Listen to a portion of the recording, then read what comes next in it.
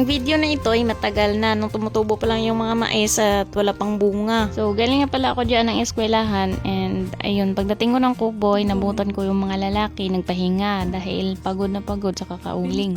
So ayan si mama nahuli pa dahil may ginawa pa doon sa inuulingan namin. At ayan dala-dala palagi ang kanyang bag at saka pugon. Yung pugon is meron po siyang kahoy tapos umuusok para hindi lumapit yung mga lamok. So, ayan si mama, pagod na pagod palagi yung kanyang mukha. Malapit na nga pala yung birthday ni mama and ayun, wala naman siyang ibang hinihiling kundi ay good health lang at saka mahabang buhay kasi gusto niya pa kaming subaybayan hanggang sa makamit namin ang mga pangarap namin sa buhay.